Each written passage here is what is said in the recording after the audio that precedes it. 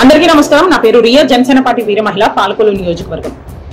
అయ్యా జగన్మోహన్ రెడ్డి గారు, ఈ రోజు మీరు ఎవరిని పరామర్శించడానికి వెళ్ళారు సార్? మీరు బాధితురాల్ని పరామర్శించడానికి వెళ్ళారా, లేకపోతే బాధితురాల్ని హెరాస్మెంట్ చేసిన గంజాయి బ్యాచ్ ని పరామర్శించడానికి వెళ్ళారా? మీరు ఈ రోజున కూటమి ప్రభుత్వం హయాంలో చట్టం తన పని చేసుకొని మహిళల్ని హెరాస్మెంట్ చేస్తున్న వాళ్ళని శిక్షించి మరొక్కసారి మహిళల్ని ఎవరైనా హెరాస్మెంట్ చేస్తే శిక్ష తప్పదు అనే మాదిరిలో పనిచేస్తుంది ఈ రోజున చట్టం కూటమి ప్రభుత్వ హయాంలో.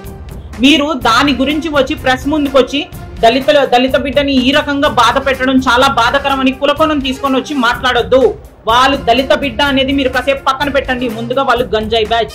అది వాళ్ళు ఏ వర్గం వాళ్ళైనా, ఏ స్థాయి వ్యక్తులైనా, ఎంత డబ్బు పలుకుబడి ఉన్న వ్యక్తులైనా మహిళల్ని ఏడిపించారు అంటే వాళ్ళు శిక్షకి అర్హులే. ఇది మీరు గమనించుకోవాలి. మీకు ఇలాంటి ఇంగిత జ్ఞానం లేకుండా ఇలా మాట్లాడి ప్రెస్ ముందుకు వచ్చి మాట్లాడు స్టేట్మెంట్ ఇచ్చి సింపతి క్రియేట్ చేసుకొని కులకోణం తీసుకొచ్చి సింపతి క్రియేట్ చేసుకోవడం కరెక్ట్ అయిన పద్ధతి కాదు. జగన్మోహన్ రెడ్డి గారు, మీకు నిజంగా ఆ కులకోణం అనేది లేకపోతే, మీకు ఇంగిత జ్ఞానం అనేది పనిచేస్తూ ఉంటే మీరు పరామర్శించాల్సింది బాధితురాల్ని, ఒక ఆడపిల్లల్ని హెరాస్మెంట్ చేస్తున్న వాళ్ళని కాదు. అయినా నాకు తెలియక అడుగుతున్నాను, మీరు ఏనాడు బాధితుల వైపు నిలబడ్డారని ఈరోజు ప్రెస్ ముందుకు వచ్చి మాట్లాడుతున్నారు? మీకు ఎప్పుడు బాధితుల వైపు నిలబడ్డం రాదా జగన్మోహన్ రెడ్డి గారు? మళ్ళీ పైగా వచ్చి దళిత బిడ్డలు అని చెప్పి మాట్లాడుతున్నారు. ఏం జగన్మోహన్ రెడ్డి గారు, ప్రజలు మర్చిపోయారు అనుకున్నారా ఏంది? మీరు సుధాకర్ గారికి చేసింది, డోర్ డెలివరీ చేసినవి, ఇవన్నీ ప్రజలు మర్చిపోయారు అనుకున్నారా ఏంది?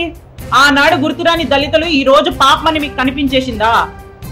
దళితుల పక్షాన నిలబడ్డాను అన్న మాట మీరు చెప్పొద్దు. మీరు దళిత బిడ్డకి చెందిన వ్యక్తిని మీరు ఎప్పుడు కూడా చెప్పలేరు. ఒక దళిత మహిళగా నేను చెప్తున్నాను, ఏనాడు కూడా మీరు దళితుల వైపు నిలబడలేదు.